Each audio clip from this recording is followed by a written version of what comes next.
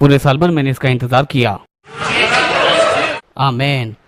और मुझे लगता है कि मैंने इसमें से थोड़ा कुछ सिखा दिया है, थोड़ा-थोड़ा करके। तो आज हम हमारी चंगाई की कक्षाओं को शुरू करने वाले हैं और आज हमारी ये पहली कक्षा है और एक अंतराल हो सकता है हमारी अगली कक्षा में, अगले सप्ताह तक दुर्भाग्यपूर्ण रूप से, जब हम सुचारू रूप में आएँगे। और मैं ये आशा करता हूँ कि ये आपके लिए सचमुच एक आशीष का कारण होगा। ये तो मेरे सबसे पसंदीदा विषयों में से एक विषय है और मैंने इसके लिए सचमुच बड़ी तैयारी की है और उसी समय में मैं ये भरोसा करता हूँ कि पवित्र आत्मा मेरे द्वारा इस बात पर कार्य करे और आपके लिए एक आशीष का कारण बने। जैसे आप सोचते उसकी सोच में, जैसा हम विश्वास करते हैं, जैसा हम बोलते उसके बदलाव में और जीवन को किस प्रकार से देखते उसके बदलाव में। अगर इसी वक्त मुझे सारे विद्यार्थियों का अवलोकन करना पड़े, शायद आप में से बहुत तेरे इस बात को कहना पसंद करेंगे, काश मेरे पास में चंगाई की सेवकाई होती। चंगाई तो मेरे लिए महत्वपूर्ण है, या फिर मैं बीमारों के ऊपर में हाथ रखना चाहता हूँ और उन्हें चंगा होता हुआ देखना चाहता हूँ। मेरा अर्थ ये है, ये एक ऐसी बात है जो हमारे अंदर में है। परमेश्वर की नया जन्म पाई हुई संतान के रूप में हम लोग चंगाई को दूसरे लोगों तक पहुंचाना चाहते हैं। क्या मैं गलत बोल रहा हूँ? ये एक ऐसी बात है जो हम लोग देखना चाहते हैं।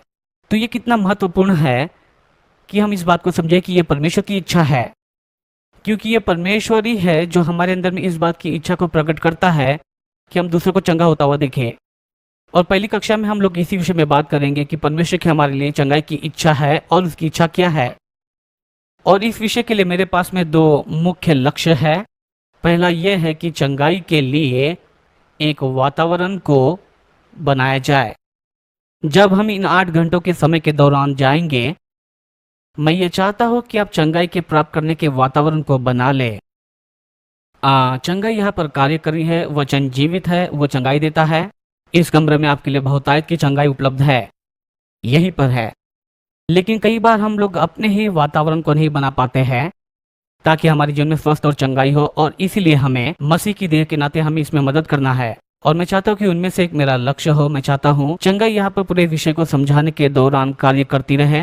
हम आपके लिए प्रार्थना करेंगे और प्रभु पर भरोसा करेंगे। और इस विषय के दौरान हमने चंगाई को होता हुआ देखा है। दरअसल मैं समझता हूँ कि ऐसी कुछ बातें हैं, शारीरिक प्रकटीकरण भी होता है जो दिखाए जाते हैं डीवीडी पर, भारत और ऐसे देशों में जहां पर उन्होंने उन डीवीडीज को देखा और उसको देखने के दौरान उन्होंने चंगाई को प्राप्त किया। तो मैं चाहता हूं कि ऐसा कुछ यहाँ पर हो। मेरा विश्वास है कि ऐसा होगा। इस विषय के लिए मेरा दूसरा लक्ष्य यह है कि आप इस बात को सीख ले कि कैसे आप इन सिद्धांतों और सत्य को दूसरों के साथ में बांटोगे। संसार चंगाई चाहता है, संसार को चंगाई के सेवकों की आवश्यकता है, और मैं चाहता हूं कि आप लोग चंगाई के सेवक बने और चंगाई के राजदूत बने जो इस सामर्थ्य को दूसरे लोगों तक भी लेकर पहुंचा सके। आमीन। और इसी विषय में हम लोग देखने वाले हैं। मेरे पास में इसके विषय में बहुत कुछ बताने के लिए है। रुकावट की बात यही है कि मेरे पास में सिर्फ 8 घंटे इसको पढ़ाने के लिए मैं 16 घंटे पढ़ा सकता हूँ, और इसीलिए पिछले साल के ग्रीष्मकाल में हीलिंग स्कूल में मैंने इस विषय को लेकर करीबन 4 बार इस विषय में सिखाया था। उनमें से कुछ बातें जो मैं यहाँ पर सिखाऊंगा उससे बिल्कुल भिन्न होगी। शायद मैं इसके विषय में और भी कुछ सिखाऊंगा, और मेरे पास में और भी शिक्षा की सामग्री है। तो ये कभी ना खत्म होने वाला विषय है। एक बात है जो मैं चाहता हूँ कि आप लोग करें। मैं चाहता हूँ कि आप अपने आप को चंगाई के सारे शिक्षकों के लिए खुला कर दे। हर किसी के पास में भिन्न भिन्न प्रकार की बातें होती है, लेकिन प्रभु ने जो मेरे दिल में डाला मैं उस बात को बताऊंगा। और ना ही मैं इसके विषय में कभी सोचता हूँ, ना ही घोषित करता हूँ कि मैं इस बारे में सब कुछ जानता हूँ। आप लोग सुन सकते हैं एंड्रू को, डैनियल एम्स्टैक को और बाकी सारे अतिथि वक्ता आते हैं उनको भी। आप चंगाई की किताबों को खरीदे, जो भी आप कर सकते हैं आप उसे कीजिए। इसके विषय में खुला मन रखें और सुनिए। पवित्र आत्मा आपकी इसमें अगुवाई करने पाए तो आप किसी भी एक व्यक्ति पर या किसी भी एक चंगाई पर आप स्थिर न हो जाए, क्योंकि चंगाई के और भी भिन्न भिन्न प्रकार पाए जाते हैं और अलग अलग सेवक है जिनके पास में भिन्न भिन्न प्रकार के प्रकाशन है किसी एक विशेष क्षेत्र में। इसलिए किसी एक बात में अपने आप को ना रोकें। तो इस विषय पर मैं यहाँ पर सारी बातों को बताने में सक्षम ना हो पाऊँ, इसलिए सभी बातों के लिए आप लोग खुले रहे चंगाई के विषय में। अब यहाँ पर दिलचस्प बात यह है कि जब मैंने सुसमाचार की किताबों को देखा तो मैंने पाया कि यीशु के जीवन और सेवकाई के दौरान कभी भी यीशु ने चंगाई के विषय में किसी को नहीं सिखाया। क्या कभी आपने इस पर ध्यान दिया? चंगाई उसके पीछे थी लेकिन चंगाई को नहीं सिखाया। लेकिन फिर भी हम लोग घंटों घंटों और घंटों और घंटों बिता देते हैं कई सारे किताबों के बीच में चंगाई को सिखाने में। क्यों हमें चंगाई को सिखाना चाहिए? चंगाई को सिखाने के पीछे का कारण यह हो सकता है क्योंकि पिछले 2000 सालों से चंगाई के विषय में गलत शिक्षाओं को दिया जा रहा है। चंगाई एक ऐसी बात है जिसे कलीसिया ने एक ऐसी बात है जो ना ही उन्होंने समझा, ना ही उसको गले लगाया, और उसके पश्चात ने उसके विरुद्ध में उन्होंने सिखाना आरंभ किया। उसके पश्चात बहुत सारे दशक बीत गए और फिर बीमारियां परमेश्वर के औजार के रूप में फिर गले मिलने लगी, और इसीलिए बहुत ही बार हमने चंगाई के गलत शिक्षाओं को पाया, और इसीलिए फिर यह जरूरी हुआ कि चंगाई को सिखाए। लेकिन जब आप मसीह के जीवन को देखते हैं, उसकी सेवकाई को देखते हैं, तो आपको पता चलता है उसने चंगाई को नहीं सिखाया, और इसीलिए हमें कुछ गलतियों को सुधारना है, मन को नया बनाना है। और मैं चाहता हूं कि यहाँ पर हम लोग इस बात को करें कि इस विषय में अपने मन को हम लोग नया बनाएं। ठीक है, आइए हम लोग देखते हैं लूका 4:18। लूका 4:18। यीशु ने इस बात को अपनी सेवकाई के आरंभ में कहा कि परमेश्वर का आत्मा मुझ पर है, इसलिए कि उसने कंगालों को सुसमाचार सुनाने के लिए मेरा अभिषेक किया है, और मुझे इसलिए भेजा है कि बंदियों को छुटकारे का और अंधों को दृष्टि पाने का सुसमाचार प्रचार करूं, और कुचलियों को छुड़ाऊं, और प्रभु के प्रसन्न रहने के वर्ष का प्रचार करूं। यीशु इसलिए आए, जैसे कि यहाँ पर बताया गया है कि वो इसलिए आए थे कि परमेश्वर के राज्य का प्रचार करें, कि परमेश्वर के राज्य को प्रकट करें। वो इसलिए आए ताकि जो बात क्रम में नहीं है उसे वो क्रम में रखे, और जो बात गलत है उसे वो सुधार सके। तो आइए हम देखते हैं इस बात को लूका 9:11 में। लूका 9:11 हम यहाँ पर एक उदाहरण देते हैं कि यहाँ पर यीशु कहते हैं कि मैं इसलिए आया ताकि बंदियों को छुड़ा सकूं, उन्हें आजाद करूं, और अंधों को दृष्टि प्रदान करूं। जब लूका 9:11 में आते हैं तो हम लोग देखते हैं लोग यह जानकर भीड़ उसके पीछे हो ली, और वह आनंद के साथ मिला और उनके साथ में परमेश्वर के राज्य की बातों को करने लगा, और जो चंगे होना चाहते थे उन्हें चंगा किया। उसने परमेश्वर के राज्य की घोषणा की, चंगाई के विषय में नहीं बताया, लेकिन परमेश्वर के राज्य के विषय में बताया, और जिनको चंगाई की आवश्यकता थी उनको उसने चंगाई प्रदान किया परमेश्वर के राज्य के प्रगटीकरण या प्रदर्शन के रूप में। तो उनका हृदय यही था कि परमेश्वर के राज्य का प्रचार करें, और उस संदेश में ही वह एक सामर्थ काम कर रही थी उन लोगों के लिए जो चंगाई की अपेक्षा लेकर आए थे, क्योंकि परमेश्वर के राज्य में सामर्थ होती है। परमेश्वर के राज्य में परमेश्वर की इच्छा शामिल है, और उसकी इच्छा यही है कि उसके लोग चंगे हो जाए। अब इस विषय में आप लोग जरा सोचे, मेरे साथ निकले कुलुसियों 1:13। कुलुसियों 1:13 ये कहता है कि उसने हमें अंधकार के वश में से छुड़ाकर हमें उसने छुड़ाकर अपने प्रिय पुत्र के राज्य में प्रवेश कराया। मैं आपसे पूछता हूं कि आप कौन से राज्य में रहते हैं? यह कहता है कि उसने हमें छुड़ाया अंधकार के उस सामर्थ्य से। हम ऐसा कह सकते हैं, उसने हमें छुड़ाया है बीमारियों की उस सामर्थ्य से। उसने हमारा छुटकारा किया है गरीबी की उस सामर्थ्य से। उसने हमें छुड़ाया है असफलता की उस सामर्थ्य से। उसने हमें छुड़ाया है उस हार से और उस तनाव से। उसने हमें अपने आप से छुड़ाया अगर हम लोग चाहते थे। देखिए, कुछ लोगों की आत्मा परमेश्वर के राज्य में होती है, लेकिन उनके हार्मोन्स और उनके दिमाग अभी भी संसार में है,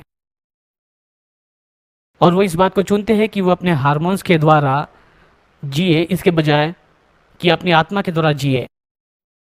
चाहे आप इस बात को समझे, चाहे आप इस बात में शामिल हो या फिर ना हो, आप लोग अंधकार की शक्तियों से छुड़ाए गए हैं। आप लोग उस राज्य में लाए गए हैं जिस राज्य के विषय में अभी आपने पढ़ा। यीशु हर जगह राज्य का प्रचार करते रहा। जो भी उसके पास में गया उसने उसको अपनाया, और फिर उसने क्या किया? उनको चंगा किया, उनको चंगा किया। आप कौन से राज्य में रहते हैं? आप कौन से राज्य में जीते हैं? आपका मन, देखिए, एक ऐसी बात है जो कि ऐसी है जहां हम चाहते कि हमारा मन नया हो, लेकिन सिर्फ आपका मन ही जरूरी नहीं कि आपको वो चंगाई दे।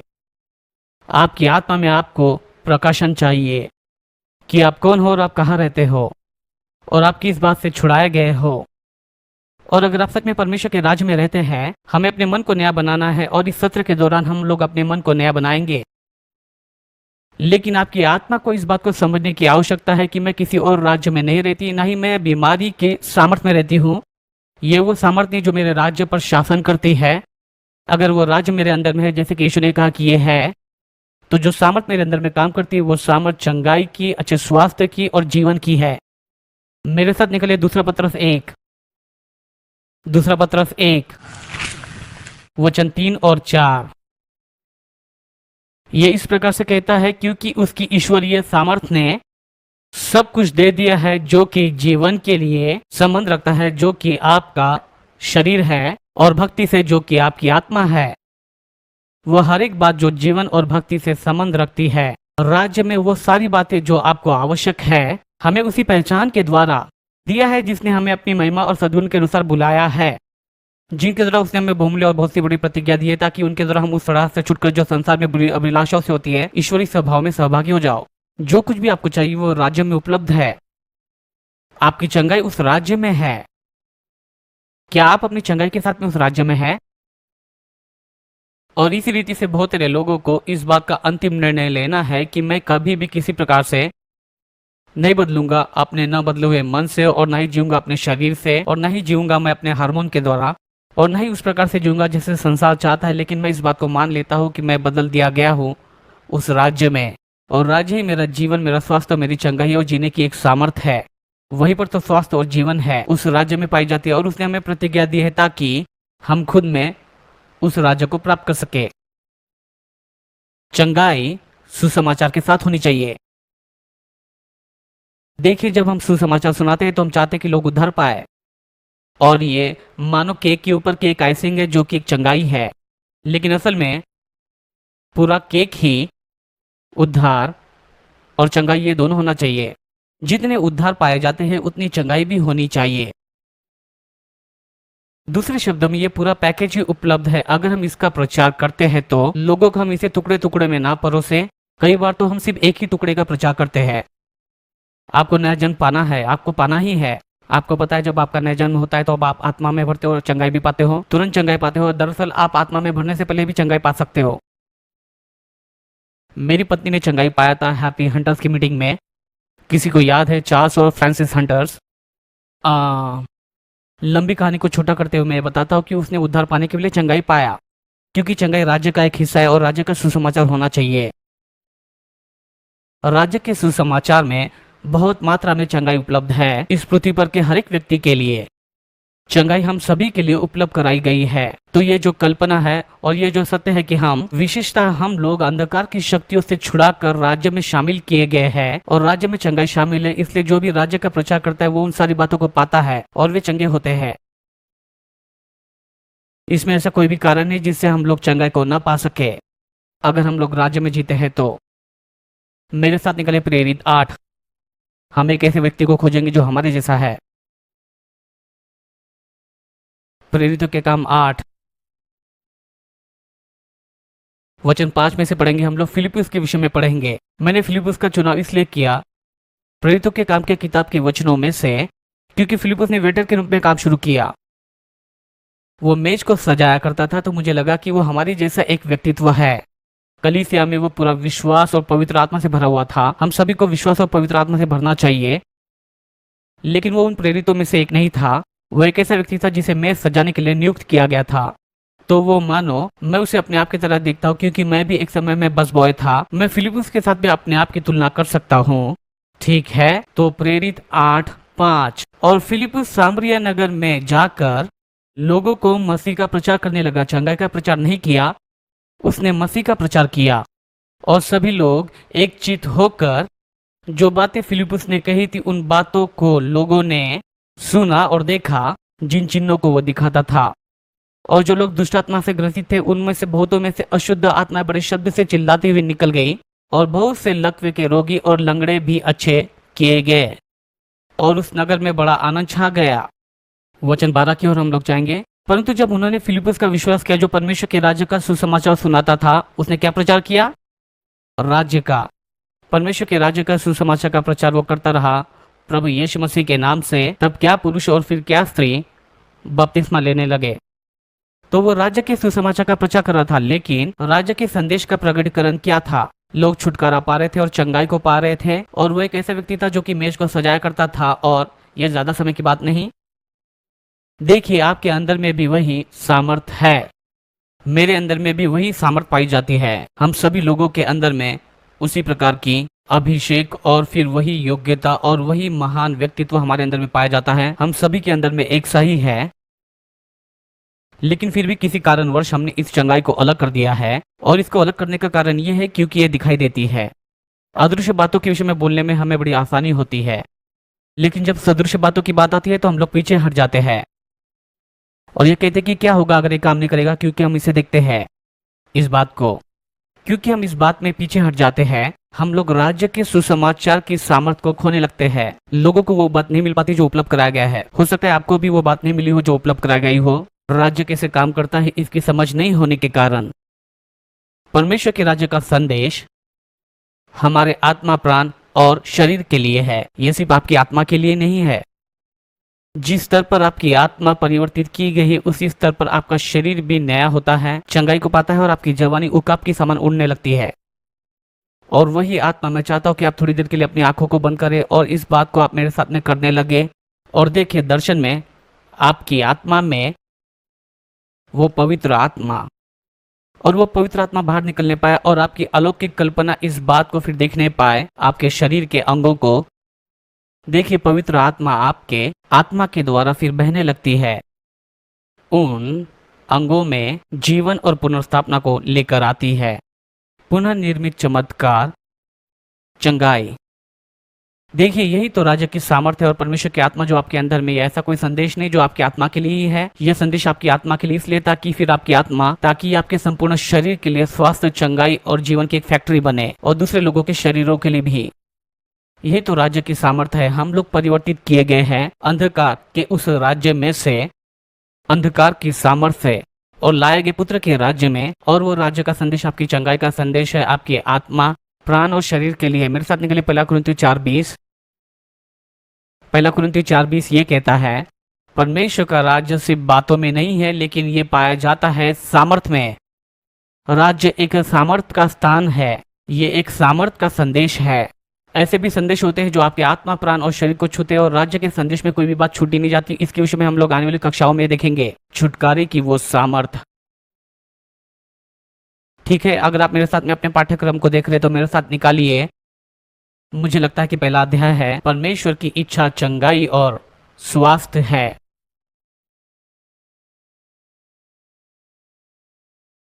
बहुत सारे लोग अपनी चंगाई को खो देते हैं क्योंकि उन्हें लगता है, और यहीं पर तो गलत शिक्षा का आरंभ होता कई सालों पहले, उन्हें लगता है कि उनकी बीमारी में परमेश्वर का कोई उद्देश्य छुपा हुआ है या किसी कारणवश उन्हें इस बीमारी को पाना ही था ताकि इसमें से वो कुछ सीखे।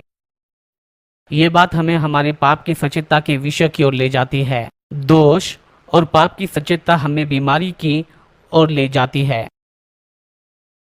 और कई लोगों को ये लगता है कि वो बिल्कुल योग्य नहीं चंगाई पाने के, और उन्हें लगता है कि मैं इसके योग्य हूँ, मुझे पता है कि मैंने क्या किया इसलिए ऐसा हुआ है।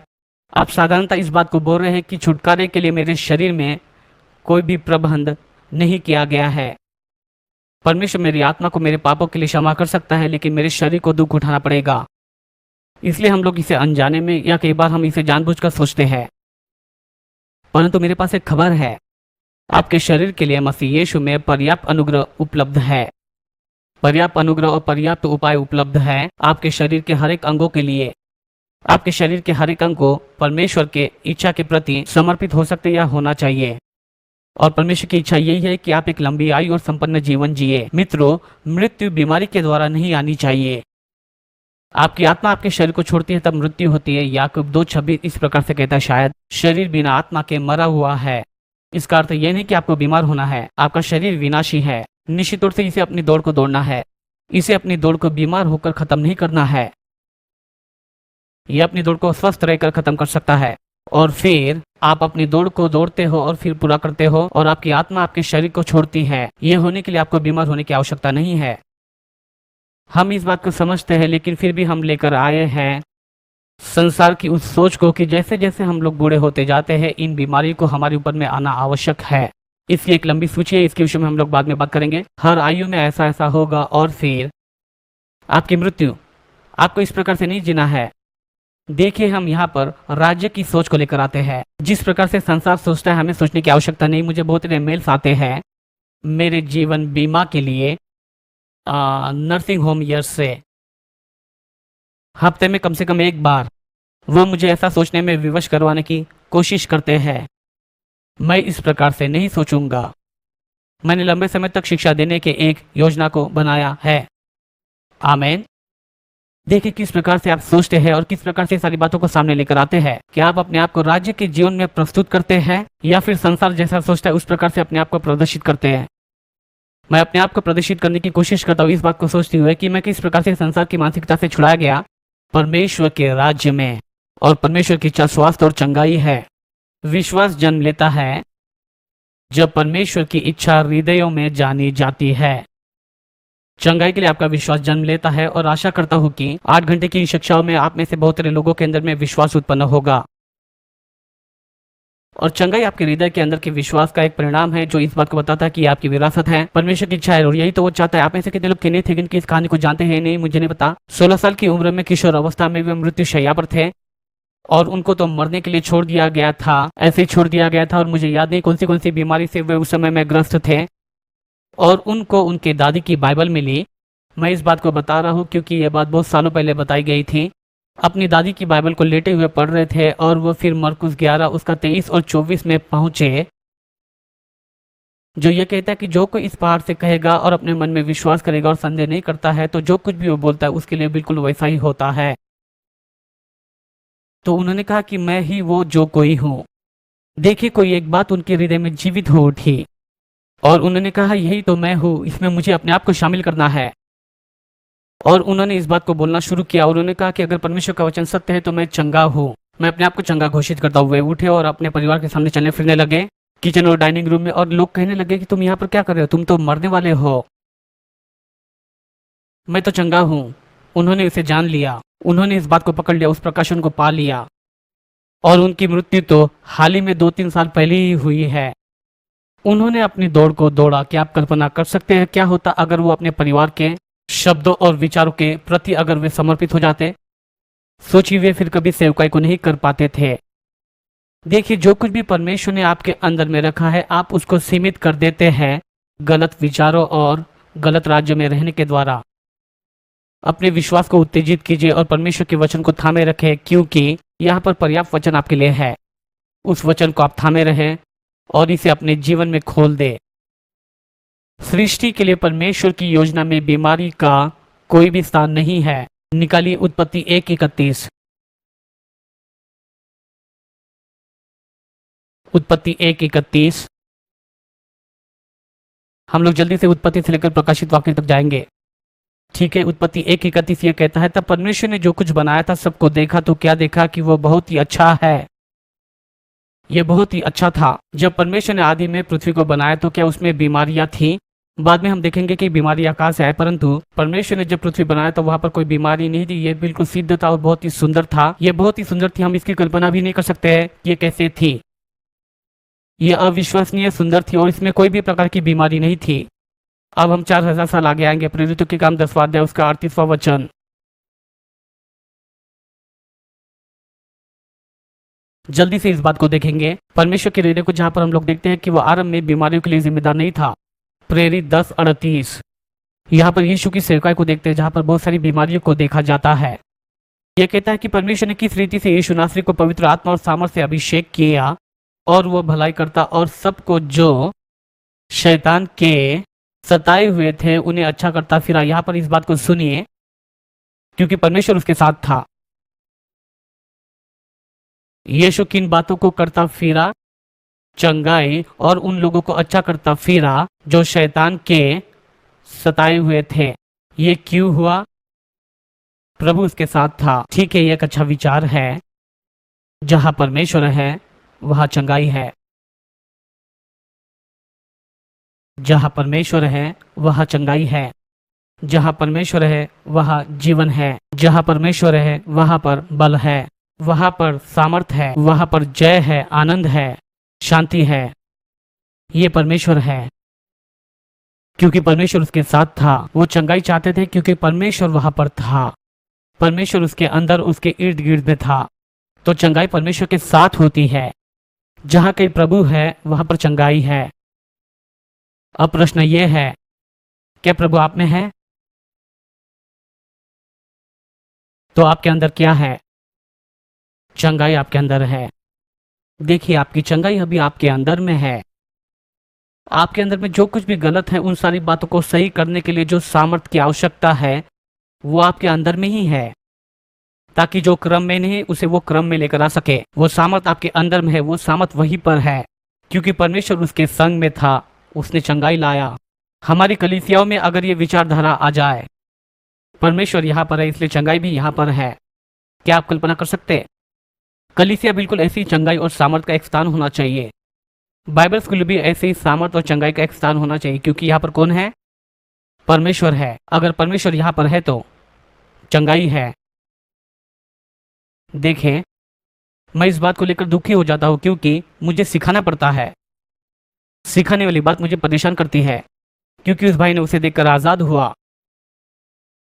लेकिन हमारे मनों में इस प्रकार के बहुत सारी अड़चनें और बहुत सारी रुकावटें हैं जो हमें निकाल देने की आवश्यकता है। तो हमें सिखाना पड़ता है प्रभु की स्तुति, परंतु जो वचन हम सिखाते हैं उसमें चंगाई देने की सामर्थ है, क्योंकि इस वचन में प्रभु है और ये प्रभु का वचन है, और जहाँ कहीं परमेश्वर है वहाँ चंगाई है। निकालेंगे प्रकाशित वाक्य 22। मैंने कहा था उत्पत्ति से प्रकाशित वाक्य तक जाएंगे। प्रकाशित वाक्य 22:2, ये दिखाने के लिए कि परमेश्वर का हृदय कैसा है। यहाँ पर कुछ बातें ऐसी बातें हैं, मुझे नहीं पता कि यहाँ पर किन बातों के विषय में बोला जा रहा है। शायद यहाँ पर नया स्वर्ग और नई पृथ्वी के विषय में बोला जा रहा है। उस नगर की सड़क के बीचों बीच प्रकाशित वाक्य 22:2 कहता है कि वह बहती थी, नदी के इस पार और उस पार जीवन का वृक्ष था, उसमें 12 प्रकार के फल लगते थे और वह हर महीने फलता था, और उस वृक्ष के पत्ते से जाति जाति के लोग चंगे होते थे।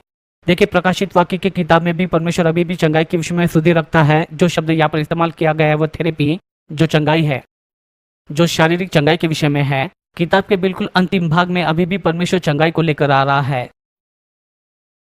प्रेरित 10:38 ये कहता है कि यीशु भला करता फिरा क्योंकि परमेश्वर उसके साथ में था। शैतान के सताए हुए को छुड़ाता था क्योंकि प्रभु उनके साथ में था। और उत्पत्ति में उसने बीमारी को नहीं बनाया था, लेकिन जो कुछ भी उसने बनाया था वो बहुत ही अच्छा था। तो इन सारे वचनों के द्वारा परमेश्वर की इच्छा और परमेश्वर का हृदय यही है कि वो अच्छे स्वास्थ्य को पाए। अब देखेंगे यीशु की चंगा करने की इच्छा यूहन्ना 6:38 में ये पाठ से परिचय करवाने के लिए दिया गया है, ताकि हम सब लोग एक ही पन्ने पर आए जहां प्रभु चाहता कि हम लोग रहे। आप लोग अचंभित होंगे कि कितने सारे लोग इस संदेश के लिए पहले से ही दबा दिए गए हैं और मुझसे लड़ाई करना चाहते हैं। बहुत सारे ईसाई झुंडों में वे लोग तो यहाँ तक भी नहीं पहुंच सके हैं, इस विषय को जाने बगैर ही इसमें आना चाहते हैं ताकि बहस करें थियोलॉजिकल रूप से उस चित्र में गलत क्या है। हमें ऐसा क्यों लगता है कि परमेश्वर को उस चीज़ की आवश्यकता है जिसे उसने कभी बनाया ही नहीं, और एक ऐसी बात जो उसकी उपस्थिति में उसे भगा देती है। हमें क्यों लगता है कि उसे उसकी आवश्यकता है हमारे लिए, ताकि हम उसको इस्तेमाल करें और उसको हम लोग अनुमति दे सके। हमारी सोच ऐसी क्यों है? ये तो एक धार्मिक पाप के लिए जागरूक ऐसा मन है जो कार्य कर रहा है। आप अपने स्वभाव, दोष और धर्म को बहुत ही आसानी से पहचान सकते हैं जिस क्षण चंगाई का विषय सामने लाया जाता है। यह एक ऐसा विषय है जो हर एक व्यक्ति की उस स्थिति को उजागर कर देता है और परमेश्वर के ऊपर का विश्वास कहाँ है। चंगाई के विषय में आपके साथ में 5 मिनट बात करके मैं बता सकता हूँ कि आपका परमेश्वर के ऊपर का विश्वास कहाँ है। यही तो एक ऐसा स्थान है जहाँ पर वो सारी बातें मिलती है। यूहन्ना 6:38, क्योंकि मैं अपनी इच्छा नहीं वरन मेरे भेजने वाले की इच्छा को पूरी करने के लिए स्वर्ग से उतरा हूँ। यीशु किसकी इच्छा पूरी करने के लिए आए? पिता की इच्छा पूरी करने के लिए। यीशु क्या करता फिरता चला? प्रेरितों के काम 10:38 में कुछ लोग जो शैतान के सताए हुए थे उनको छुड़ाया। सब मैं अपनी इच्छा नहीं लेकिन पिता की इच्छा को पूरी करने के लिए आया हूँ। लिखा है जो शैतान के सताए हुए थे उन सभी को उसने छुड़ाया क्योंकि प्रभु उसके साथ था।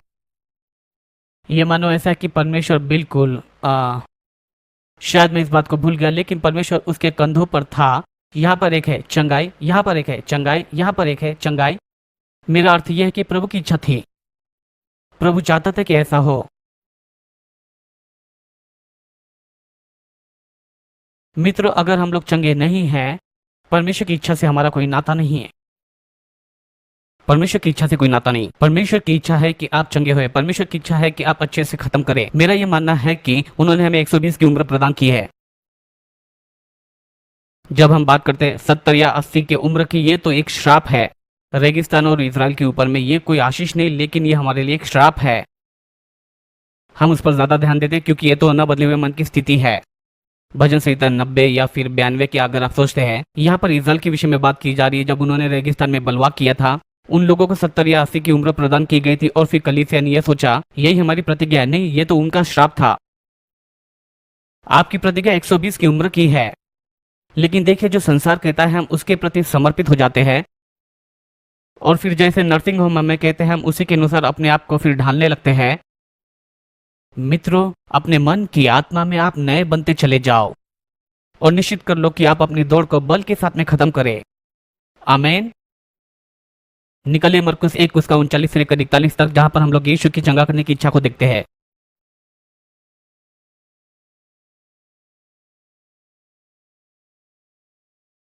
मरकुस 1 39 से लेकर 41 तक।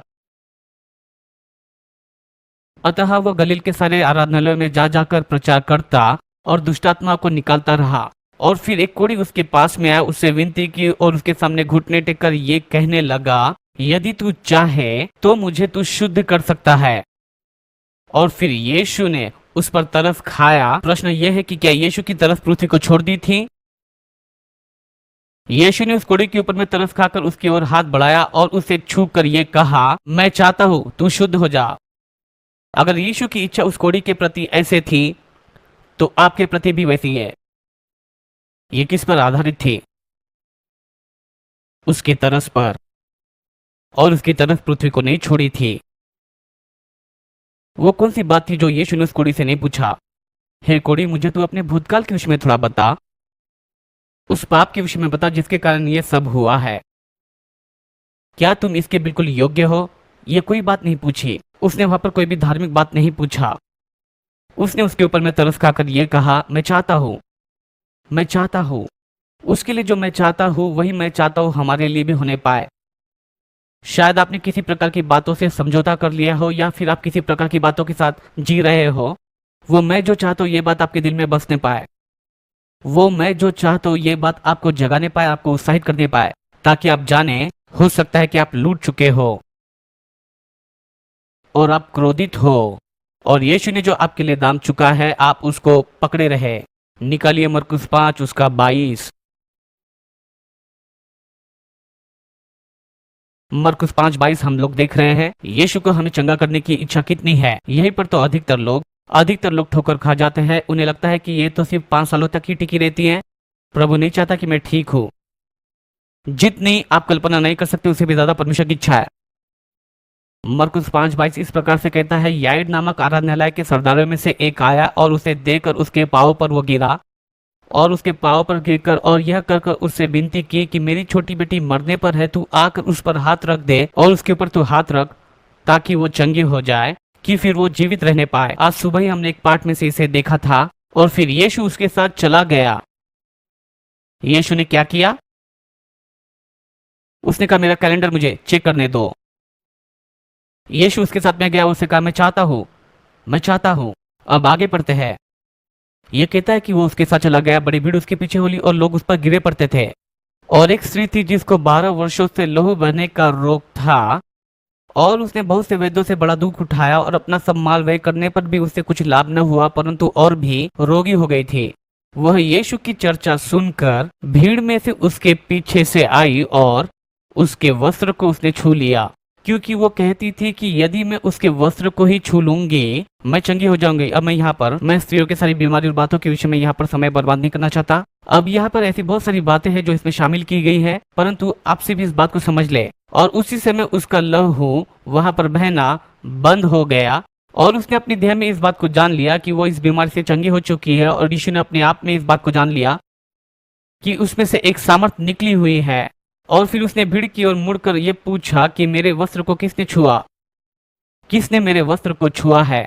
अब ध्यान दे कि जब वो कोढ़ी उसके पास में आया उसने कहा कि अगर तू चाहता है, और यीशु ने कहा कि मैं चाहता हूँ। जब याईर उसके पास में आया उसने यीशु से कहा था कि अगर तू मेरे घर में आ जाए, तो यीशु उसके साथ में उसके घर की ओर चल देता है।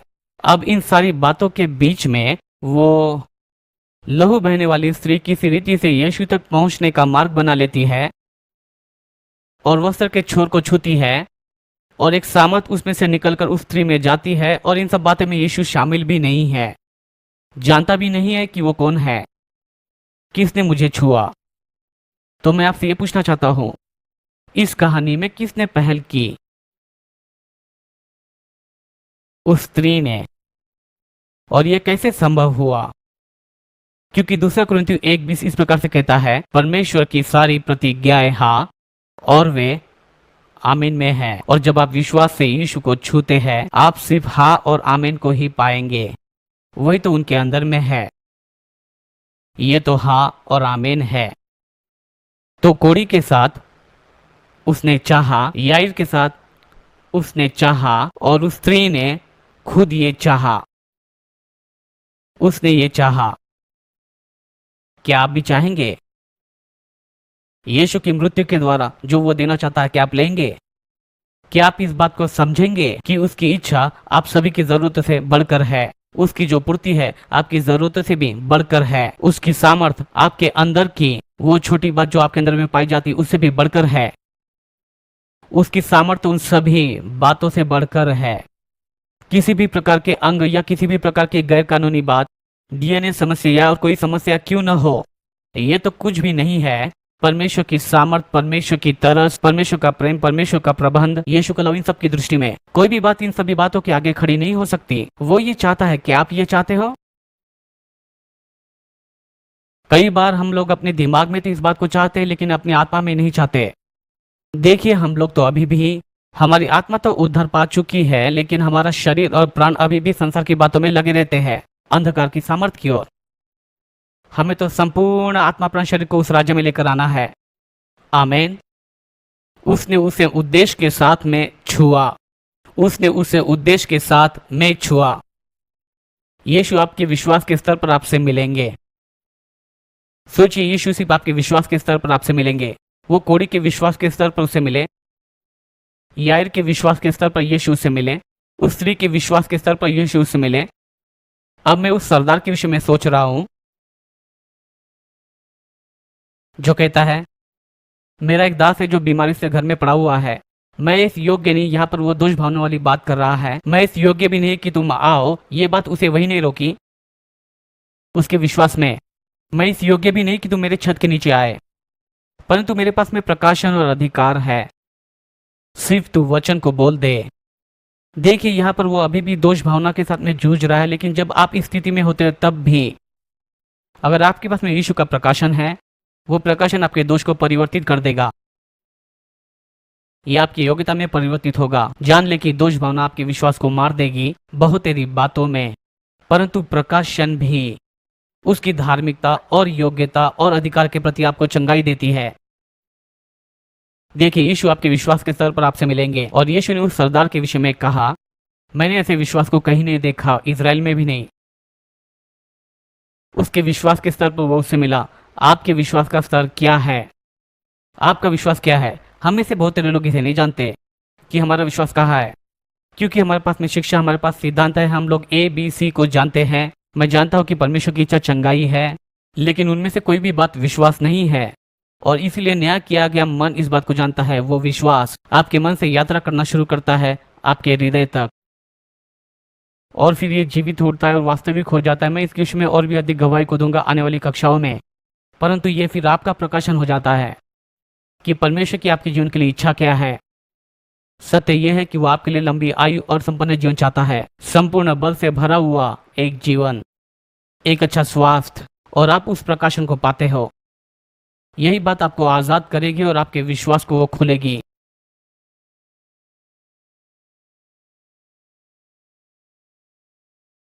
यीशु की जो इच्छा थी कोड़ी के लिए, यीशु की जो इच्छा थी याईर के लिए, उस स्त्री की खुद के लिए इच्छा थी, यीशु की इच्छा उस सरदार के लिए थी, यीशु की इच्छा आपके लिए है। क्या ये उसकी इच्छा कि आप लोग चंगे हो? निकालिए मरकुस 2, मरकुस 2 1 से 12।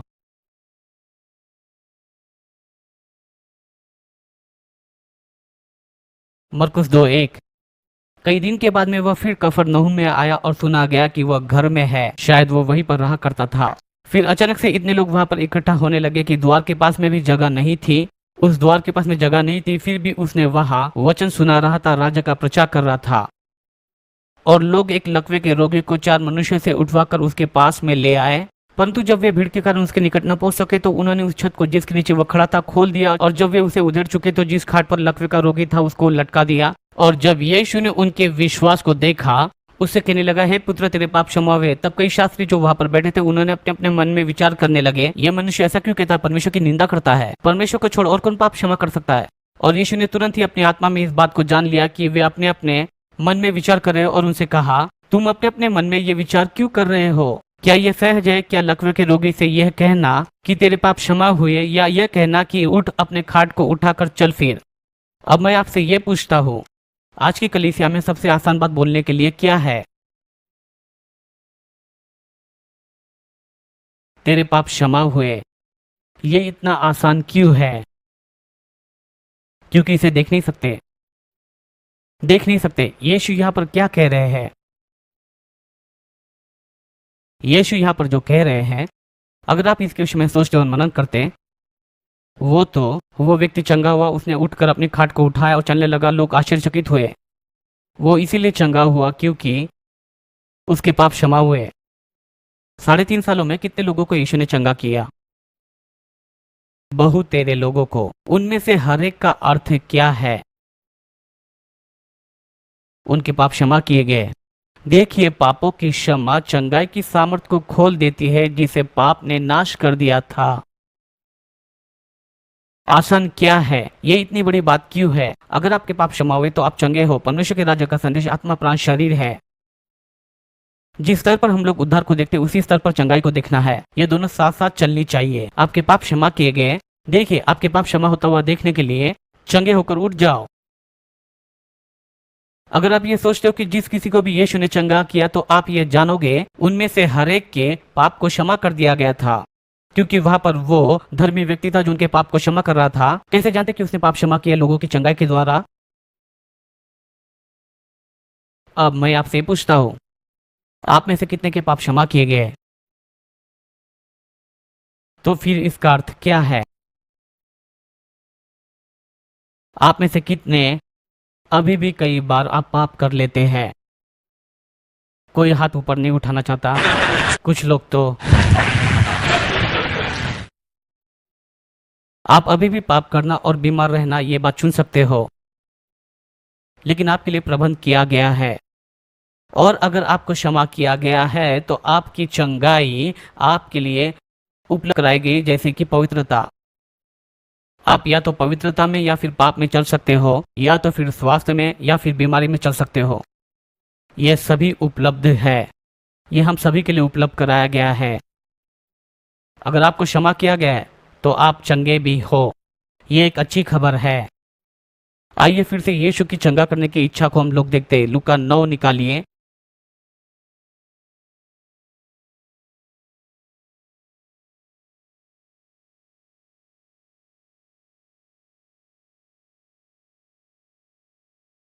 लूका 9, 1 से 6। फिर उसने 12 को बुलाकर उनको दुष्टात्माओं पर और बीमारियों को दूर करने की सामर्थ्य और अधिकार को दिया, और उन्हें परमेश्वर के राज्य का प्रचार किस बात को करने के लिए भेजा, ताकि वो बीमारों को चंगा करे। तो सबसे पहली बात यहाँ पर हमारे पास में क्या है? प्रेरित 10:38। यीशु हर जगह फिरता रहा, जो बीमारी से ग्रसित थे उन्हें छुड़ा। यह पहली बात है। अब और उसने 12 को अपने पास में बुलाकर उनको हर प्रकार की रोग बीमारी को दूर करने की सामर्थ्य और अधिकार को दिया। यह 13वीं बात। ठीक है, आपको ये समझ में आया? आइए निकाले लूका 10 वचन 1। इन बातों के बाद प्रभु ने 70 और मनुष्य को नियुक्त किया। अब हमारे पास में 83 लोग हैं, और जिस जिस नगर और जगह को अपने आप पर जाने पर था, वहां उन्हें 2-2 करके अपने आगे भेजा। वचन 8।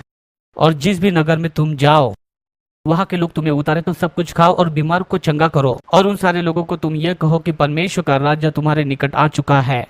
यहाँ पर 83 लोग बाहर निकल चुके हैं। बीमार को चंगा कर रहे थे, प्रचार कर रहे थे, चंगाई दे रहे थे। क्या यीशु के लिए चंगाई महत्वपूर्ण है? देखिए, प्रेम के संदेश के प्रदर्शन के रूप में या छुटकारे के संदेश के प्रदर्शन के रूप में ये तो है, उस संदेश के प्रति जो कुछ भी है उसका एक प्रकटीकरण है। जो चीजें क्रम के बाहर है, राज्य उसे क्रम में लेकर आता है। इसमें आपका शरीर भी है, और अगर आपको क्षमा मिली है तो आप चंगे भी हो।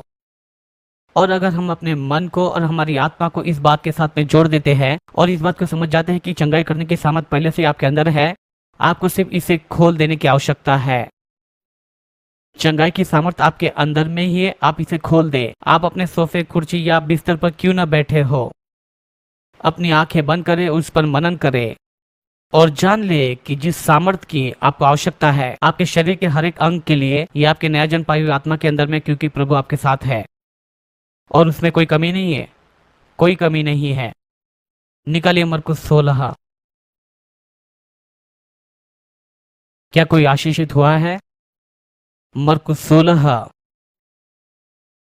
वचन 14। अब हमारे पास में 83 लोग हैं जो चंगाई को देते हैं। पीछे उन 11 को भी जो वो भोजन करने बैठे थे दिखाई दिया और उनके अविश्वास और मन की कठोरता पर उल्हाना किया। अगर वो आज भी आता है तो वो ऐसा ही करेगा, क्योंकि जिन्होंने उसके जी उठने के बाद में उसे देखा था उसकी प्रतीति उन्होंने नहीं की।